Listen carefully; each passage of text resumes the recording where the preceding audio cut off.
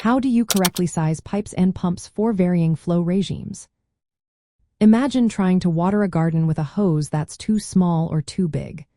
The flow won't be right, and you might waste energy or cause damage. That's why sizing pipes and pumps correctly is so important in fluid mechanics.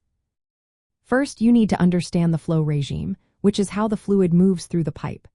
This depends on something called the Reynolds number. If the Reynolds number is less than about 2000, the flow is called laminar, meaning it moves smoothly in layers. Between 2000 and 4000, it's transitional, and above 4000, the flow becomes turbulent, with chaotic swirls and eddies. Knowing this helps you predict pressure losses and friction in the system. When sizing pipes, start by choosing an acceptable fluid velocity. For liquids, it's usually best to keep it below 10 feet per second to prevent erosion and corrosion. Gases can go a bit faster but should avoid noise or choking near sonic speeds. Use the flow rate you need and the desired velocity to find the right pipe diameter. The basic idea is that a smaller pipe increases velocity and friction, which means more energy needed from the pump. Larger pipes reduce friction but cost more to install. Next, calculate friction losses using formulas like Darcy-Weisbach or Hazen-Williams. These consider pipe diameter, length, roughness, and flow velocity.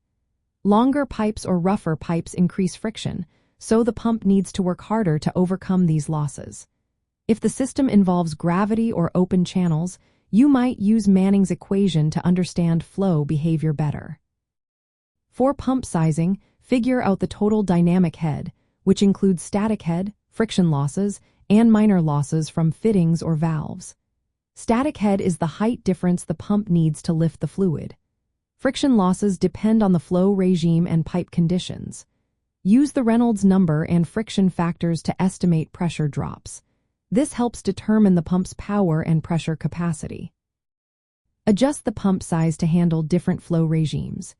If the flow is turbulent, the pump must be capable of managing higher pressure drops. For laminar flow, pressure losses are lower, so a smaller pump might suffice.